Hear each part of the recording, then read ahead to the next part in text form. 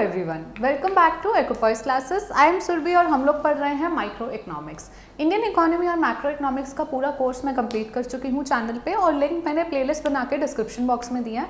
आपको कुछ भी नहीं करना, डिस्क्रिप्शन बॉक्स में क्लिक करिए, प्लेलिस्ट के लिंक पे जाइए और प्लेलिस्ट के लिंक में सारी वीडियोस आपको ऑर्डर में मिलेंगी। आप जाइए, वीडियोस देखिए अपनी कन्वीनियंस के अकॉर्डिंग, जो भी टॉपिक आपको पसंद हो। और वीडियोस पसंद आ रही है तो प्लीज़ लाइक करते रहिए, चैनल को शेयर करिए और सब्सक्राइब करे बिना मत जाइए। सो हम लोग पढ़ रहे हैं chapter 4 of Sandeep Garg, class 11th micro economics, और हम लोग उसमें अभी करंटली जो कर रहे हैं वो है चैप्टर इलास्टिसिटी पे। हमने लास्ट वीडियो में देखा कि इलास्टिसिटी क्या होती है, हम इलास्टिसिटी पढ़ क्यों रहे हैं, क्योंकि लॉ ऑफ डिमांड में जब हम डिमांड चैप्टर पढ़ रहे थे तो हमने देखा था कि जब प्राइस इंक्रीज होता है तो आपकी डिमांड डिक्रीज होती है, और जब प्राइस डिक्रीज होता है तो आपकी डिमांड इंक्रीज होती है। हमने बस ये एक रिलेशनशिप देखा था, लेकिन किस मैग्नीट्यूड से अगर प्राइस इंक्रीज होता है तो किस मैग्नीट्यूड से डिमांड डिक्रीज होती है, वो मैग्नीट्यूड समझने के लिए, वो इंटेंसिटी समझने के लिए हम लोग पढ़ते हैं इलास्टिसिटी का चैप्टर। तो आज हम बात करेंगे, हमने पहले कवर कर लिया है कि इलास्टिसिटी के फॉर्मूले क्या है, प्राइस इलास्टिसिटी क्या है, क्रॉस प्राइस इलास्टिसिटी क्या है, इनकम इलास्टिसिटी क्या है, ये सब चीज़ें हम देख चुके हैं। आज हम बात करेंगे कौन से फैक्टर्स हैं जो आपके प्राइस इलास्टिसिटी को असर करते हैं, या प्राइस इलास्टिसिटी ऑफ जो आपकी डिमांड है उसको कौन से फैक्टर्स हैं जो अफेक्ट कर रहे हैं, आज हम पढ़ेंगे ये। प्राइस इलास्टिसिटी क्या होता है? Percentage change in demand due to percentage change in own price of that commodity, that is known as your price elasticity। तो आज हम बात करेंगे फैक्टर्स जो उस इलास्टिसिटी को अफेक्ट करते हैं। सबसे पहला फैक्टर हम पढ़ने वाले हैं वो है नेचर ऑफ कमोडिटी। आपकी कमोडिटी का नेचर कैसा है वो डिसाइड करेगा कि वो गुड इलास्टिक है, हाईली इलास्टिक है, लेस इलास्टिक है, या क्या सीन है। तो नेचर ऑफ कमोडिटी में अगर आपका नेचर है नेसेसिटी, नेसेसिटी में क्या आ जाता है? नेसेसिटी में आ जाता है जिस चीज़ के बिना आप रह नहीं सकते। सो सिंपल, मैंने एक लाइन में आपको बता दिया है कि ये इनइलास्टिक है। इनइलास्टिक का मतलब क्या होता है कि उसका प्राइस कितना भी चेंज होता रहे, आप उसकी डिमांड चेंज नहीं करेंगे। क्यों नहीं करेंगे? क्योंकि आप उस गुड के बिना रह ही नहीं सकते।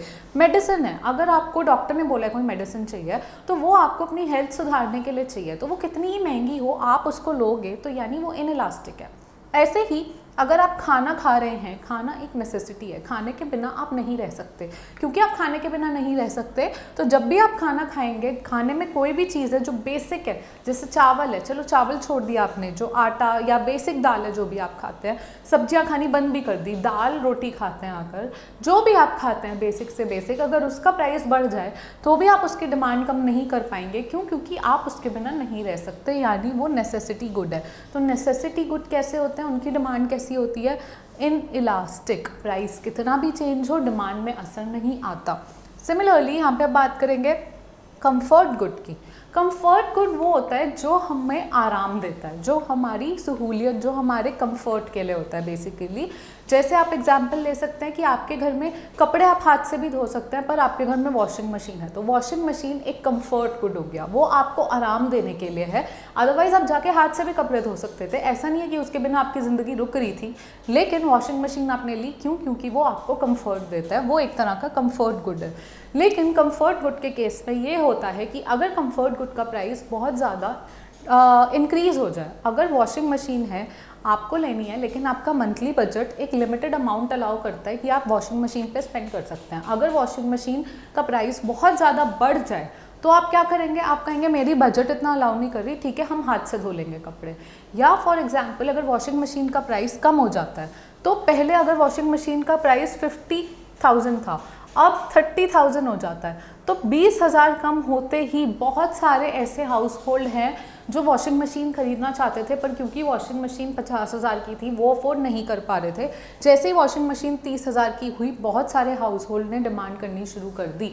तो क्या हुआ? इलास्टिक है, प्राइस थोड़ा भी चेंज होता है, डिमांड बहुत जल्दी चेंज होती है। अगर प्राइस बढ़ जाता है तो डिमांड बहुत जल्दी कम भी हो जाती है, और प्राइस अगर कम हो जाता है तो डिमांड बहुत जल्दी बढ़ भी जाती है। तो कैसा है इसका नेचर?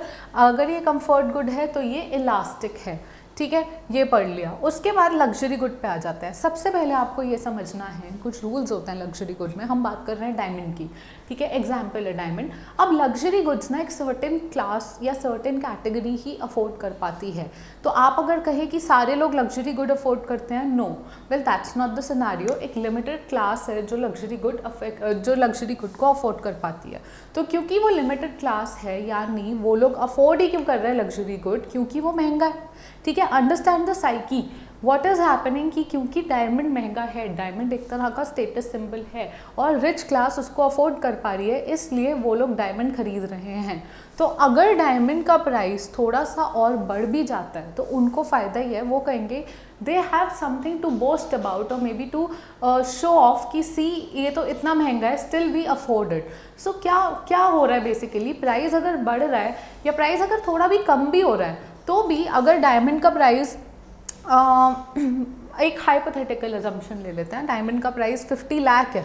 ठीक है, आपको एक छोटा सा कुछ लगवाना है अपनी रिंग में और उसका प्राइस 50 लाख है।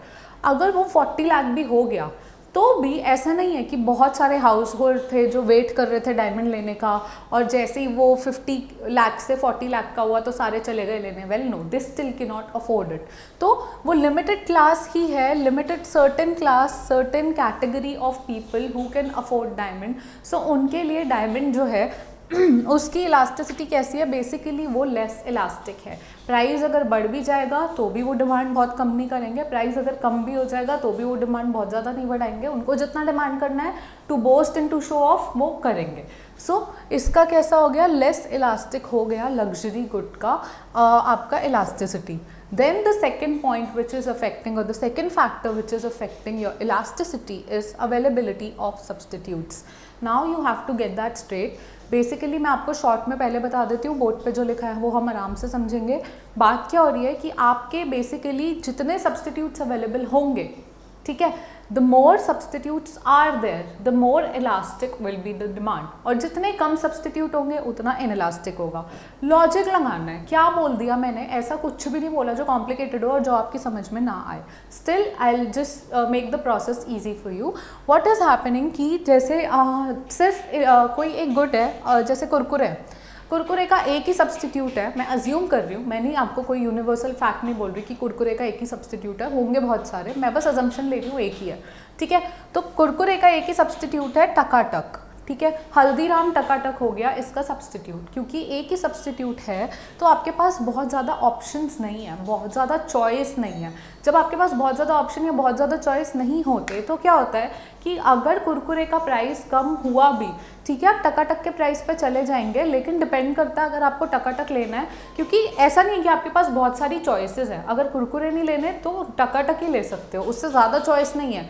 लेकिन अगर आपको कोई सॉफ्ट ड्रिंक पीने का मन कर रहा है, सॉफ्ट ड्रिंक में आपके पास कितने ऑप्शन है, कोक है, थम्स अप है, लिम्का है, फैंटा है, स्प्राइट है, ठीक है, XYZ। अब मार्केट में बहुत नींबूज है, बहुत तरह के ऑप्शंस हैं। क्योंकि बहुत तरह के ऑप्शंस हैं अब मार्केट में, बहुत तरह के सब्सटीट्यूट्स हैं, किसी एक का प्राइस कम होता भी है, आप फटाफट से, या किसी एक का प्राइस बढ़ता भी है, कोक ने अपना प्राइस बढ़ा भी दिया, आप फटाफट से उसकी डिमांड बहुत ज़्यादा कम कर देंगे। क्यों? क्योंकि आपके पास इतने सारे सब्सटीट्यूट्स हैं, यानी इतने ज़्यादा ऑप्शंस हैं। क्या हुआ, प्राइस कम होने पे डिमांड आपने फटाफट चेंज की, इसका मतलब वो इलास्टिक है। और जब सब्सटीट्यूट कम होते हैं, यानी आपके पास बहुत ज़्यादा ऑप्शन नहीं है, तो प्राइस चेंज हो भी, डिमांड आप बहुत ज़्यादा चेंज नहीं कर सकते। Okay, then the third factor is income level. Income level से मेरा क्या मतलब है, एग्जाम्पल देखते हैं। एक पेन है, ठीक है, एक पेन आपको चाहिए, एक पेन का प्राइस 50 रुपये का होता है, 50 रुपये से पेन का प्राइस 100 रुपये हो गया। ठीक है, 50 रुपये से पेन का प्राइस 100 रुपये हो गया। अब जिसकी मंथली इनकम 500 रुपये है सिर्फ, वो 50 रुपये का पेन और 100 रुपये के पेन में बहुत फ़र्क है उसके लिए। ठीक है, वो एक ही पेन अफोर्ड कर पाता है। अब उसको बोलो आप कि आपको बेसिकली डबल कर दिया है रेट, तो उसके लिए बहुत बड़ी बात हो गई, यानी वो इलास्टिक होगी उसकी डिमांड। क्यों इलास्टिक होगी? क्योंकि वो कहेगा कि चलो मैं लेता ही नहीं, मैं पेन लेता ही नहीं। पेन क्यों नहीं लेता मैं? क्योंकि ये पेन 50 से 100 हो गया और मेरी मंथली इनकम ही 500 रुपये है भाई, तो मैं नहीं अफोर्ड कर पा रहा हूँ। ओके, लॉजिक लग रहा है यहाँ पे। लेकिन जिसकी इनकम 50,000 रुपये है महीने की, उसके लिए पेन 50 का हो या 100 का हो, उसको ज़्यादा फर्क नहीं पड़ रहा। वो कहेगा मुझे तो पेन से मतलब है, मुझे पेन चाहिए, मुझे पेन दे दो। वो इतना नहीं दिमाग लगाएगा कि हाँ पेन 50 से 100 का हो गया, क्योंकि उसको इस पेन की ज़रूरत है अभी। वो एक ही पेन लेने जा रहा है मार्केट में, वो कहेगा मैं मार्केट तक आया हूँ, इतना आया हूँ, उसी की कॉस्ट हो गई, लाओ चुपचाप पेन दे दो। लेकिन जिसकी इनकम 500 रुपये है वो बहुत सोचेगा समझेगा, उसके बाद डिसाइड करेगा कि नहीं उसको नहीं चाहिए। इसका मतलब क्या है, जिसके पास पैसे कम है, यानी आपकी मनी इनकम अगर कम है तो आपकी डिमांड इलास्टिक है। कोई भी प्राइस बढ़ेगा आप डिमांड फटाफट चेंज करेंगे, क्योंकि आपके पास उतनी इनकम ही नहीं है या आपके पास उतनी लग्जरी नहीं है कि आप कुछ भी अफोर्ड कर पाएँ। लेकिन जिसकी इनकम ज़्यादा है उसको बहुत ज़्यादा फ़र्क नहीं पड़ेगा प्राइस बढ़ने से, वो कहेगा ठीक है प्राइस बढ़ भी गया इतना फ़र्क नहीं पड़ता, लाओ पेन दे दो। इसका मतलब लेस इलास्टिक है डिमांड। ठीक है, I hope this is clear.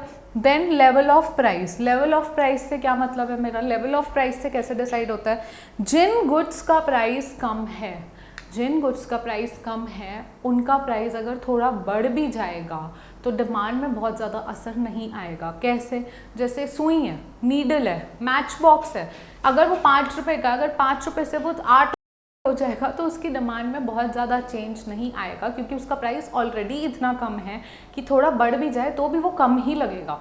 ठीक है, यानी प्राइस लेवल अगर कम है तो आपकी जो डिमांड है वो इन इलास्टिक है, बहुत ज़्यादा फ़र्क नहीं पड़ रहा, या लेस इलास्टिक है टू बी प्रिसाइज, कि बहुत ज़्यादा फ़र्क नहीं पड़ेगा, थोड़ा बहुत डिमांड की कमी हो सकती है, बहुत ज़्यादा नहीं होगी। ठीक है, लेकिन अगर आईफोन है, आईफोन आपको पता है कि जैसे ही एक न्यू आईफोन लॉन्च होता है तो बहुत एक मार्केट है जो वेट करती है द मोमेंट एक नया आईफोन आएगा और वो नया आईफोन ले लेंगे, नो मैटर उनका फ़ोन ठीक है ख़राब है। और एक दूसरी क्लास वो होती है जो वेट करती है कि जैसे ही नया मॉडल आएगा उससे पुराना जो मॉडल है एक पुराना वो सस्ता हो जाएगा, वो लोग वो खरीदने जाएंगे। So there is a certain class जिनको आईफोन का शौक है और वो वेट करते हैं कि नया मॉडल आएगा, एक को नया मॉडल खरीदना होता है, एक को पुराना मॉडल क्योंकि सस्ता हो गया होता है वो खरीदना होता है। ठीक है, तो अब आईफोन का प्राइस अगर आप देखेंगे कि आईफोन के प्राइस में 1 लाख का आईफोन का प्राइस था जो अभी मॉडल चल रहा है, एंड द मोमेंट नया मॉडल आते ही जो अब मॉडल चल रहा है उसका प्राइस 1 लाख से सीधे गिर के 60,000 हो गया, यानी आपको 40,000 का फ़र्क पड़ गया। बहुत सारे लोग हैं जो आ गए फटाफट डिमांड करने, जो 1 लाख के प्राइस पे नहीं डिमांड कर रहे थे आईफोन, बट 60,000 के दाम पे वो फटाफट आईफोन लेने आ गए। तो इसका मतलब क्या है, हाई इलास्टिक है, यानी जब किसी गुड का प्राइस बहुत ज़्यादा होगा तो उसकी डिमांड भी बहुत ज़्यादा चेंज होगी, प्राइस थोड़ा भी बढ़ेगा। ऑब्वियसली अगर प्राइस 1 लाख है तो 1,10,000 भी होगा तो डिमांड में बहुत असर आएगा। ठीक है, सो यही यहाँ पे बात हो रही है, द मोमेंट 1 लाख से 60,000 हुआ आईफोन का प्राइस तो बहुत सारे लोग हैं जो आईफोन लेने आ गए, जो वेट कर रहे थे कि कब प्राइस गिरेगा, कब हम आईफोन लेंगे, यानी हाईली इलास्टिक है। और अगर ये 1 लाख से 1.5 लाख हो गया होता तो जो लोग अभी वेट कर रहे हैं कि नया मॉडल लेंगे शायद वो भी ना लेते। क्यों? क्योंकि 1 से 1.5 लाख में बहुत फ़र्क हो जाता है। सो दिस इज़ हाउ, जिस गुड का प्राइस लेवल बहुत ज़्यादा होगा उसकी डिमांड भी हाईली इलास्टिक होगी, और प्राइस लेवल अगर बहुत कम होगा, 5 रुपये है किसी चीज़ का प्राइस, तो उसका प्राइस बढ़ भी जाएगा, 10 रुपये का भी हो जाएगा, तो भी डिमांड बहुत ज़्यादा चेंज नहीं होगी, यानी लेस इलास्टिक है। ठीक है, I hope this is clear. Level of price we have done. Then we are talking about postponement of consumption. So there is a certain good and आपको उसका कंजम्पशन करना है, but you know in your head कि आपके लिए वो urgent नहीं है, आपको बस वो चाहिए, लेकिन आपके लिए वो बहुत ज़्यादा अर्जेंट नहीं है। अगर वो बहुत ज़्यादा अर्जेंट, जैसे आपके हाथ में कोई फ़ोन है, आपके हाथ में आपका फ़ोन है और आपको पता है आपका फ़ोन बिल्कुल ठीक चल रहा है, बस आपने मार्केट में एक नया मॉडल देख लिया, आप अफोर्ड कर सकते हो, तो आपका मन हुआ कि चलो अब ये ले लेते हैं। बेसिकली क्या आपको वो बहुत अर्जेंटली चाहिए नया मॉडल? आपको वो बहुत अर्जेंटली नहीं चाहिए, आपका ऑलरेडी फ़ोन है, सही ठीक ठाक काम कर रहा है, लेकिन क्योंकि आपने नया मॉडल देख लिया, मैं बोल रही हूँ मेरे पास OnePlus 8 है, तो मेरा वो फ़ोन बिल्कुल ठीक चल रहा है, लेकिन मैंने OnePlus 9 देख लिया मार्केट में, मेरा मन कर गया मुझे वो OnePlus 9 लेना है, मुझे कोई अर्जेंट नीड नहीं है, तो मैं उसका जो कंजम्पशन है वो पोस्टपोन कर सकती हूँ। And if I can postpone the consumption, ठीक है, if demand not urgent and I can postpone the consumption, वो क्या हो जाता है, इलास्टिक हो जाता है। क्यों? क्योंकि अगर OnePlus 9 का प्राइस बहुत ज़्यादा बढ़ गया तो मैं नहीं लूँगी, क्योंकि मुझे अर्जेंटली तो चाहिए ही नहीं था, मैं तो बस ऐसे ही सोच रही थी कि ले लेती हूँ, अर्जेंट नहीं था मेरे लिए वो, I could have postponed it and I will postpone it because उसका प्राइस बढ़ गया है। ऑन द कॉन्ट्ररी अगर मेरा फ़ोन टूट गया, आज मेरी उसकी स्क्रीन टूट गई, पूरा फ़ोन टूट गया, वो यूज़ ही नहीं हो पा रहा, मेरा सिम निकल के बाहर आ गया, अब मुझे वो सिम किसी फ़ोन में डालना है, मुझे बहुत अर्जेंटली फ़ोन लेना है, एंड मैंने कहा कि मैं कोई भी फ़ोन लूँगी उसमें खर्चा करूँगी, इससे अच्छा जो मॉडल मुझे चाहिए मुझे वही चाहिए, इररिस्पेक्टिव उसका क्या प्राइस है, मुझे फ़ोन तो लेना ही पड़ेगा भाई, मेरे हाथ में सिम आ गया, सिम से थोड़ी बात करूँगी, I need a phone right now. So मेरे लिए बहुत अर्जेंट है, मैं उसकी कंजम्पशन पोस्टपोन नहीं कर सकती। सो नो मैटर उसके प्राइस में थोड़ा राइज या फॉल भी हो जाए, मुझे फ़र्क नहीं पड़ेगा, यानी इन इलास्टिक हो जाएगा। अगर डिमांड अर्जेंट है तो मुझे उसे कंज्यूम करना ही है, मैं उसकी कंजम्पशन और डिले और पोस्टपोन नहीं कर सकती, तो इसलिए वो लेस इलास्टिक हो जाएगा। I hope this is clear, and then we are on the sixth factor which is number of uses. Number of uses से आपका क्या हो जाता है पॉइंट कि आपके several uses है, जैसे मिल्क है, हमने एग्जाम्पल लिया था मिल्क का जब हम कॉम्पोजिट गुड्स पढ़ रहे थे।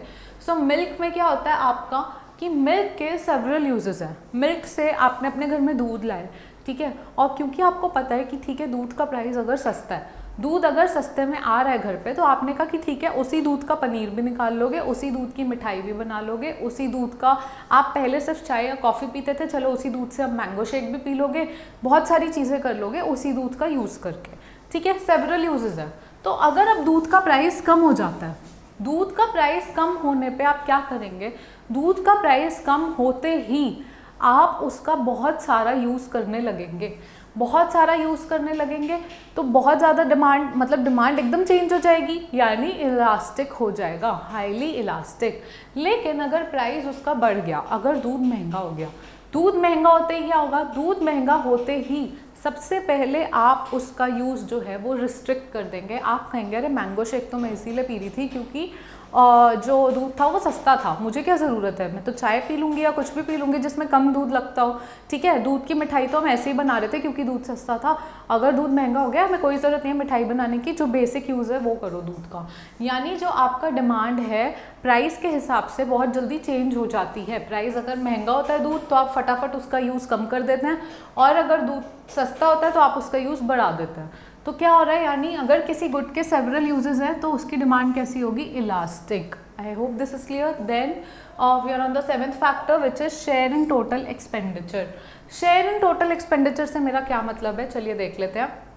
तो अगर आपकी पॉकेट मनी है, अगर हम आपकी बात कर रहे हैं, आपकी पॉकेट मनी है 1000 रुपीज़, ठीक है, 1000 रुपीज़ में 1000 रुपीज़ आपको पॉकेट मनी मिल रही है, 1000 में से आपका आप कुछ कंज्यूम कर रहे हैं, मे बी आप कोई गुड ले रहे हैं जो कि आपको पड़ रहा है 500 रुपीज़ का। एक ही चीज़ आपको 500 रुपीज़ की पड़ रही है, यानी वो एक ही चीज़ जो आपका शेयर है उस चीज़ का टोटल एक्सपेंडिचर में 1000 रुपये तो आपको मिल रहा है, उसमें से 500 रुपये की एक ही चीज़ आ रही है। अगर उस चीज़ का जो रेट है वो 700 हो जाता है, तो इसका मतलब अब तो आपके पास 300 बचे कुछ और काम के लिए, तो आपके लिए तो वो गुड बहुत महंगा हो गया। तो आप क्या करेंगे, आप फटाफट उसकी डिमांड जो है वो कम कर देंगे। आप कहेंगे नहीं भाई मेरे पास ऐसा नहीं चलेगा कि पहले इसका रेट 500 था अब इसका रेट 700 हो गया, तो मैं ऐसा नहीं कर सकता। यानी अगर कोई गुड ऐसा है जिसका शेयर बहुत ज़्यादा है आपकी एक्सपेंडिचर में, आपका खर्चा अगर 1000 रुपये का हो रहा है महीने में, उसमें से अगर 500 रुपये एक ही चीज़ पे खर्चा हो रहा है,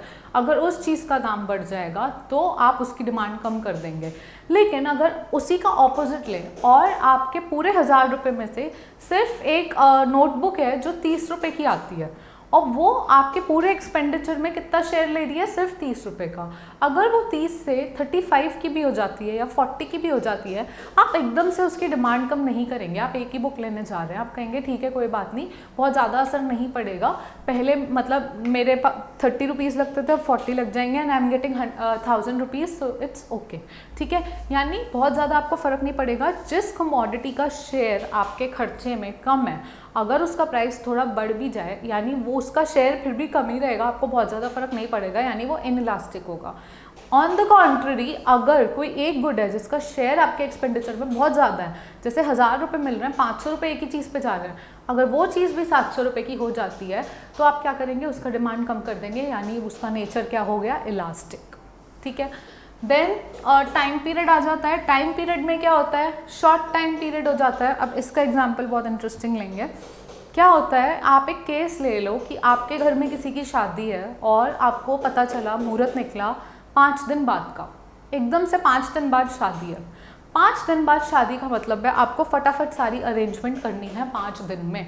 अब आपको पता चलता है, आप एक केटरिंग सर्विस वाले को जानते थे, जिस केटरिंग सर्विस वाले ने आपके पिछले फंक्शन में आपके साथ काम किया था, उस टाइम पे उस केटरिंग सर्विस का जो प्राइस था आज की डेट में वो प्राइस बढ़ गया है। ठीक है, महंगा हो गया, केटरिंग सर्विस महंगी हो गई है। उसने कहा कि नहीं, अब मेरी कॉस्ट ज़्यादा लगने लगी है, रॉ मटेरियल बढ़ गया है, खाने का खर्चा बढ़ गया है, तो मेरी केटरिंग सर्विस का दाम बढ़ गया है। पहले अगर आप उस केटरिंग सर्विस वाले को 10,000 रुपये देते थे, अब आपको उसको 12,000 रुपये देना है। ठीक है, क्योंकि आपने उसके साथ एक पहले फंक्शन पे काम किया है, आपको पता है वो केटरिंग सर्विस वाला बहुत अच्छा काम करता है, यानी आपके पास इतना कम टाइम है। कम टाइम में जब आपको पता है शादी में 5 दिन है, तो आप कोई रिस्क नहीं ले सकते, कोई चांस नहीं ले सकते। आपको मालूम है केटरिंग सर्विस वाला अच्छा है, तो अगर उसने अपना प्राइस बढ़ा भी दिया है तो भी आप कहेंगे कोई नहीं, तो 2,000 एक्स्ट्रा ले, पर काम तुझसे ही करेंगे। राइट, लॉजिक लग रहा है बात में? क्योंकि एक शॉर्ट पीरियड है, शॉर्ट ड्यूरेशन है, तो शॉर्ट ड्यूरेशन में जो आपकी डिमांड है केटरिंग सर्विस की वो इन इलास्टिक है। इन इलास्टिक या लेस इलास्टिक कह दो, लेस इलास्टिक है। क्यों लेस इलास्टिक है? बिकॉज आप डिमांड चेंज करने के आपके पास ऑप्शन है नहीं ज़्यादा। You can not go and explore कि चलो नए केटरिंग सर्विस वाले को एक्सप्लोर करके आते हैं, 5 दिन में क्या क्या करोगे। लेकिन अगर आपके सेम शादी ही घर है और शादी है आपकी 5 दिन नहीं 5 महीने में, ठीक है, चेंज कर दिया सिनारियो, 5 महीने बाद शादी है। अब उस केटरिंग सर्विस वाले ने कहा कि मेरा रेट बढ़ गया। आपने कहा कोई नहीं, चल तू अभी रुक जा, देखते हैं, तुझे बताऊंगा और कुछ दिन में। इतने दिन आप गए, अब आपके पास 5 महीने हैं। You can go and explore many catering services and then decide उनका फूड चख के कि आपको किसको रखना है, और आप अपना बजट भी देख सकते हो, कॉस्ट भी देख सकते हो। अब आपके पास ऑप्शन हो गया, क्योंकि अब आपके पास टाइम है एक्सप्लोर करने का, पहले आपके पास टाइम नहीं था। तो शॉर्ट पीरियड में डिमांड इन थी, लॉन्ग टर्म में क्या हो गया, इलास्टिक हो गई। अब आप चेंज कर सकते हो केटरिंग सर्विस वाला, अब आपके पास टाइम है उस चीज़ के लिए। ठीक है, सो यही बात यहाँ पे लिखी हुई है that you can try different catering service and substitute. So यानी इलास्टिक हो गया, लॉन्ग रन में इलास्टिक हो गया, शॉर्ट रन में इन इलास्टिक हो गया।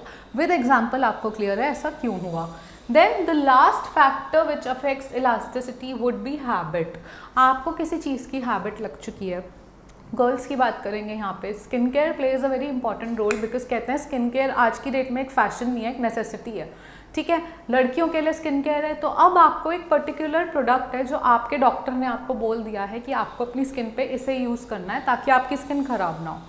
फाइन, अब आपको पता है कि वो जो प्रोडक्ट है वो थोड़ा महंगा आता है और उसका प्राइस बढ़ गया, क्योंकि वो आपको उसकी हैबिट है। अब आपके लिए वो एक ज़रूरत हो गया है हैबिट बनने के बाद, तो चाहे उस प्रोडक्ट का प्राइस थोड़ा बढ़ भी जाएगा, आप वही खरीदेंगे। यानी आपकी डिमांड उस प्रोडक्ट की टूवर्ड्स कैसी होगी, लेस इलास्टिक होगी।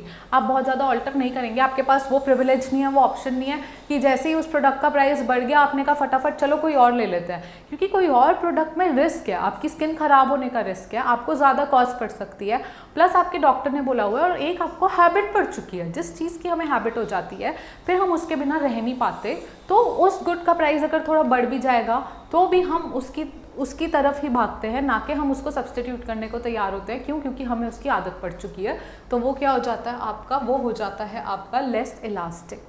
ठीक है, with this we have covered all the factors, majorly all the factors which affect your price elasticity of demand. And I hope आप लोगों को ये समझ आया है। कुछ भी कमी रह गई हो, कुछ भी आपको ना समझ आया हो, कमेंट सेक्शन ओपन है, आप मुझे ओपनली बता सकते हैं कि आपको क्या पसंद आ रहा है, कुछ नहीं पसंद आ रहा। Criticism is most welcome, you can always criticise as well, and you can contact me through the details in the description box. So I hope you like the video, you like my effort. आप share करेंगे जिनको भी आप जानते हैं, और आप channel को प्लीज़ सब्सक्राइब करेंगे। Till the next time we meet, take care and bye bye.